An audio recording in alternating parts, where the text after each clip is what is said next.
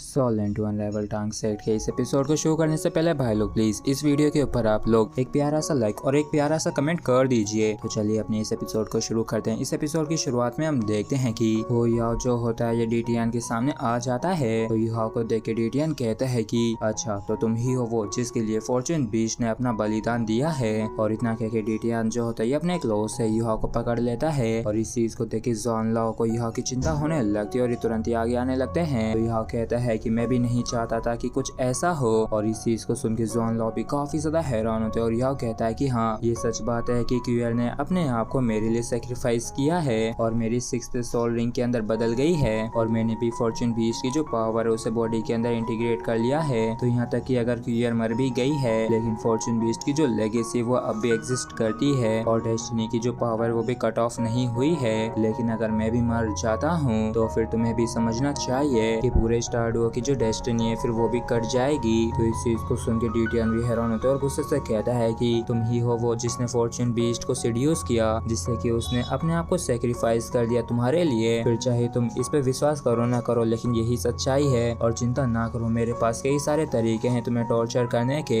जिससे तुम्हारी जिंदगी को मौत से भी बदतर किया जा सके। और इतना कह के डीटियान जो होता है ये युवा के ऊपर जोर डालने लगता है। तो यह भी कहता है कि ओह तो तुम दर्द की बात कर रहे हो, क्या तुम्हें लगता है कि मेरी भी सफरिंग कम थी? और आखिर कैसे छोटे से दर्द की तुलना उस दर्द से कैसे की जा सकती है जो कि मुझे आइस एम्परर के साथ इंटीग्रेट होने पे मिला था। और आखिर इसकी तुलना उससे भी कैसे की जा सकती है जब मैंने ice and fire Ying Yang well से हॉट वाटर पिया था। और आखिर इसकी तुलना उस हार्ट अटैक से कैसे की जा सकती है जो कि मुझे डोंगर के कोमा में जाने पे मिला था और जो कि यह ने मेरे लिए अपने आप को सेक्रीफाइस किया था। और इन सारी बातों को सुन के जॉन लाओ जो होते हैं काफी हैरान होते हैं और इन्हें डीटियान के ऊपर काफी गुस्सा आ रहा था। और ये कहते हैं कि डीटियान अगर तुमने इसे हर्ट करने की भी हिम्मत की तो मैं सच में कसम खाता हूँ कि मैं स्टारडुओ फॉरेस्ट के अंदर जितने भी बीस्ट हैं उन्हें हर हाल में खत्म कर दूंगा जिससे कि एक भी जिंदा नहीं बच पाएगा। तो डीटियान जो होता है ये कहता है कि श्रेक मेरा भी कोई इरादा नहीं है तुम लोगों को बख्शने का। और यहाँ तक कि स्टारडुओ फॉरेस्ट की डेस्टिनी कट भी जाती है लेकिन तब भी मैं आज तुम सभी को ही मार के रहूंगा। और तभी हम देखते हैं कि यहाँ के मुंह से ब्लड आने लगता है और ये कहता है कि वाह क्या बात है, ये तो काफी बढ़िया लग रहा है कि शेरेक तो खत्म होगा ही लेकिन स्टारडुओ फॉरेस्ट भी इसके साथ ही शमशान घाट बनेगा। और एक बीस्ट गॉड के रूप में क्या तुम अपने खुद के लोगों के बारे में नहीं सोचते हो? तो डीटियान जो होता है गुस्से से कहता है कि शेरेक सिटी के तुम लोगों ने कितने ही सारे सोल बीस्टों को मारा है और इस चीज का बदला सिर्फ इंसानों का खून बहा के ही लिया जाएगा। तो यह जो होता है ये कहता है कि ऐसा तो सिर्फ तुम खुद चाहते हो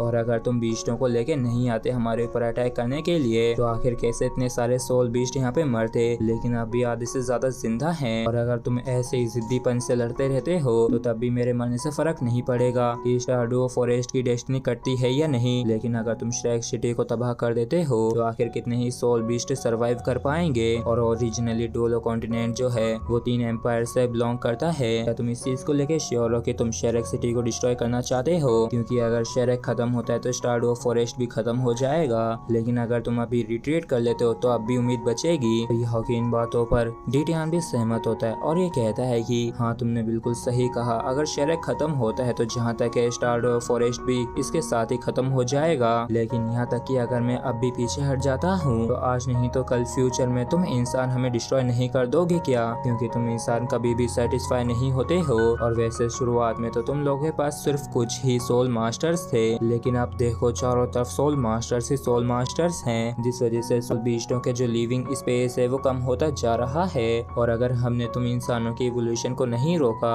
तो आज नहीं तो कल हम पूरी तरीके से विलुप्त हो जाएंगे। तो इससे तो बेहतर यही होगा कि मैं तुम लोगों के साथ ही मर जाऊं फिर चाहे कुछ भी क्यों ना हो। और इस तरीके से मुझे भी उस दर्द पीड़ा का सामना नहीं करना पड़ेगा जो कि मुझे अपने सोल बीस्टों के धीरे धीरे विनाश को देख के मिलेगी। और इस चीज को सुन के यह भी काफी ज्यादा हैरान परेशान होता है और ये मन में कहता है कि डीटियान के ऊपर अब पहले की तरह पागलपन सवार नहीं है, मतलब कि ये पहले कभी पागल था ही नहीं जिसे बातों में उलझाया जा सके। और फिर यह कहता है कि डीटियान मैं तुमसे एक बात पूछना चाहता हूँ। तो डीटियान कहता है कि हाँ बिल्कुल पूछो, तुम तो बीस्ट गॉड होना सोल बीस्ट के गार्डियन लेकिन तुम्हें भी इस चीज से अवेयर होना चाहिए कि प्योर इंटेलिजेंस के मामले में तुम सोल बीस्ट पूरी तरीके से हम इंसानों से इंफीरियर हो। तो इस चीज पर डीटियान भी सहमत होता है और ये कहता है कि हाँ नहीं तो ये तुम इंसानों के लिए पूरी तरीके से नामुमकिन था जो कि इतने कमजोर हैं। और यहाँ तक कि तुम लोग तो हमारा खाना बनने के लिए भी काबिल नहीं हो लेकिन देखो इंटेलिजेंस के दम पे पिछले 10,000 सालों में कितना कुछ बदल गया है। और यहाँ तक कि वैसे मैं भी ये नहीं मानना चाहता हूँ, लेकिन तुम इंसानी हो जो कि वास्तव में इस कॉन्टिनेंट के लॉर्ड हो। तो यह कहता है कि तुम्हारे ओपिनियन में हम इंसानों ने उस चीज को डिस्कवर करने की कोशिश नहीं की होगी जिससे कि हम इंसान तुम सोल बीस्टों के साथ बैलेंस बना सकें। और इस पर डिटियन कुछ भी नहीं कहता और यह कहता है कि लेकिन दूर के सोचने वाले और ताकतवर लोगों की बात सुनी जाए तो उन लोगों ने काफी पहले ही इस चीज को समझ लिया था कि अगर सोल बीस्ट विलुप्त हो जाते हैं तो क्या ये चीज हम सोल मास्टर्स के लिए अच्छी होगी, और अगर कुछ ऐसा होता है तो हम सोल रिंग्स को हासिल करने की भी पॉसिबिलिटी को खो बैठेंगे। तो अगर फ्यूचर के अंदर और ज्यादा सोल मास्टर्स नहीं होंगे तो सोल मास्टर्स सिर्फ इतिहास बन के रह जाएंगे। तो इस चीज को सुनकर डिटियन कहता है कि तो क्या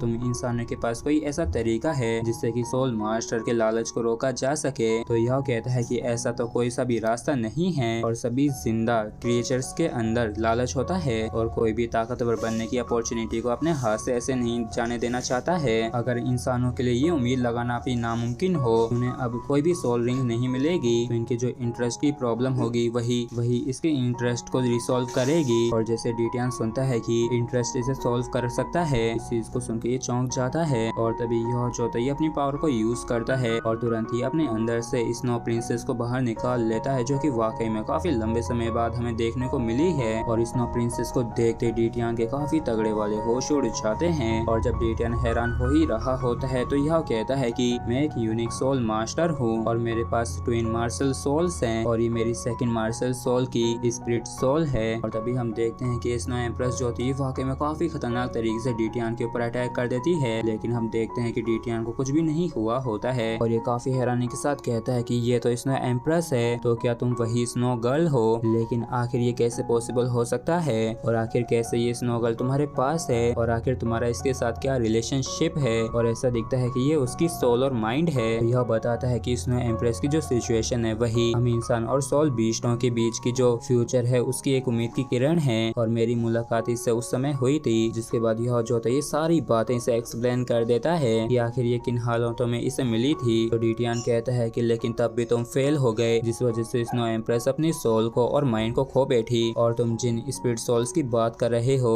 आखिर तुम उन्हें सफल कैसे कह सकते हो? तो यह जो होता है ये कहता है कि हाँ तुम बिल्कुल सही हो, मैं भी इस चीज की गारंटी नहीं दे सकता हूँ कि सोल ट्रांसफॉर्मेशन परफेक्टली सफल होगा, लेकिन फैक्ट तो यह है कि अगर कोई नई डिस्कवरी होती है तो आखिर वो कैसे बस एक ही कोशिश में परफेक्ट हो सकती है। और स्नो एम्प्रेस जो है उसने मुझे 4 सोल रिंग्स दी हैं और कम से कम इन चारों सोल रिंग्स के लिए कम से कम मुझे किसी भी सोल बीस्ट को हंट नहीं करना पड़ा, बल्कि स्नो एम्प्रेस ने वॉलंटियरली मुझे दी हैं। और उससे भी बढ़कर स्पिरिट सोल की जो एग्जिस्टेंस है वो सोल रिंग के मिलने से कहीं ज्यादा बढ़िया है। और मेरे कहने का मतलब यही था कि इंटरेस्ट को रिसॉल्व कर सकता है। हालांकि ये जो रिसर्च है ये पूरी तरीके से नामुमकिन है सिर्फ ह्यूमन पावर के भरोसे, और इसका रीजन तो काफी ज्यादा सिंपल भी है। ये हम इंसानों के लिए काफी ज्यादा मुश्किल होता है कि हम किसी ऐसे सोल बीस्ट को ढूंढ पाए जो कि मरने की कगार पे हो और वो हम इंसानों के ऊपर भी विश्वास करे। लेकिन अगर तुम पर्सनली आगे आते हो और ऐसे सोल बीस्टों को ढूंढ के देते हो जो कि हम ह्यूमन सोल मास्टर को ज्वाइन करने के लिए तैयार हों, और अगर वो अपनी कल्टीवेशन के बोटलनेक पे पहुंचे हुए हों तो ये तो और भी ज्यादा काफी बढ़िया बात होगी, और कम से कम सोल बीस्टों के लिए तो,